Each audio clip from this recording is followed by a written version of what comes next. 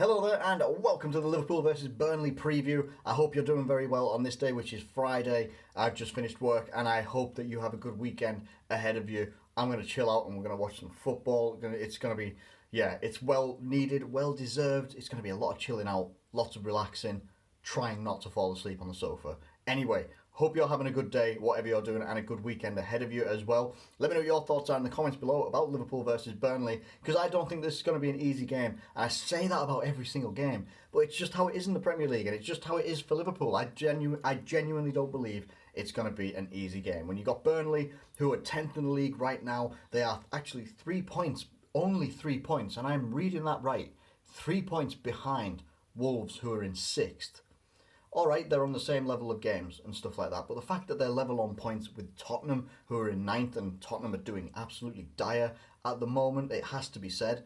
Burnley are well in there, they're well in shot of getting themselves back in the Europa League, getting themselves some European football as well, if that is indeed something that they're chasing, but they seem to be having a very, very good season, in my opinion. The person that I'm looking out for the most from Burnley is Jay Rodriguez.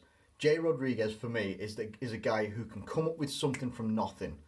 He's very good. Sometimes he can get on a good run and he can go past defenders. He's got a good physical frame on him as well. He's a good dribbler as well.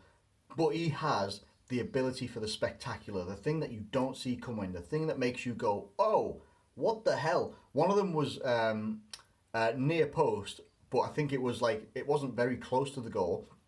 And it was a really, really nice, powerful drive past David De Gea. And it took me by surprise because I think it went into the roof of the net as well. Really well taken goal. And you just looked at it and just went, oh, what a goal. Like, he has the ability to do that. And he's had the ability to do that for years. Suffered with injuries and stuff like that, but seems to be getting himself quite regular, and in this Burnley team, he seems to be quite a good focal point for them. They will get physical. They're very good at getting physical. And I just feel it's not going to be an easy game.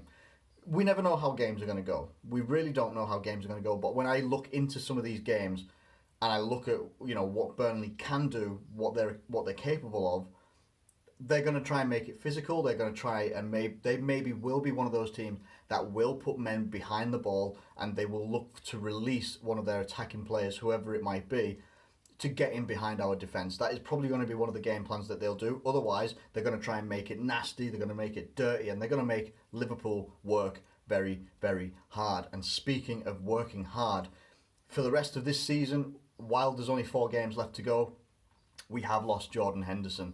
Now, Jurgen Klopp believes that it's to do with a knee injury that he picked up against Brighton, and in a game that he was having a fantastic game, scored a brilliant goal as well in that game, and it's so unfortunate to lose him for the rest of the season. It really is.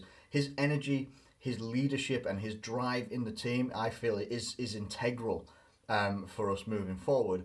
However, I think that we will be able to cope without him in there, and it will also give some opportunities to other people that, I'm not saying they wouldn't have got the opportunity anyway, but we could see a Curtis Jones getting a chance in the team. We could see different midfield combinations. So like Fabinho, Gini Wijnaldum, Naby Keita, Oxlade-Chamberlain could come in there as well. We've got a lot of different options that we can use. So by losing Jordan Henderson, and also let's not forget James Milner in there as well. I just wanted to mention that because he's such an ultimate professional is James Milner. You cannot forget about what he can do, and he is, if anything, a ready-made replacement to come in for Jordan Henderson. Against Burnley, we might need someone like that. His leadership to keep the team's heads together and just keep moving forward, to keep trying, keep making chances. That could be something that would be really useful for us. So let's get into the starting 11 for Liverpool. In my opinion, I don't think that the back four and the goalkeeper changes from what we would normally see. And Andy Robertson, Van Dijk, Gomez, Trent Alexander-Arnold and Alisson in goal. In midfield, I do think that we will see a James Milner in there, Fabinho back in the starting 11 and Naby Keita starting the game. Naby Keita was head and shoulders for me personally, and this is just me personally, so I'll some people might disagree, I'm not sure, but against Brighton, he was ridiculously everywhere.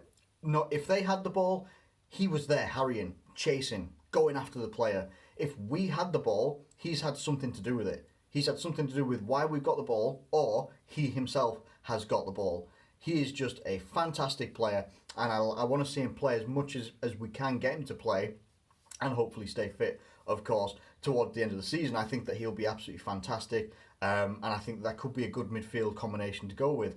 Up front, again, I think everybody pretty much knows it's going to be probably Salah, Firmino, and Mane. And I say probably, you never know. You could get a curveball thrown here, but I think he's going to go for the experienced players, and the players that really do make the impact for us as well. And I think he will go with the normal front three. I don't think there's going to be any changes. I don't think we're going to see Harvey Elliott start a game. I'd like to see him get in as a substitute at some point as well. But I think that, Liverpool are chasing the points record and stuff like that as well.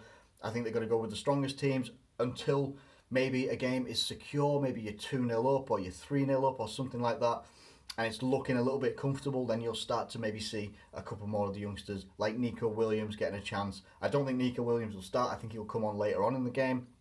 I'd like to see Curtis Jones get a lot more minutes. If James Milner doesn't start in midfield, I'd like to see Curtis Jones getting a shout in there, if he'd be comfortable playing there as well.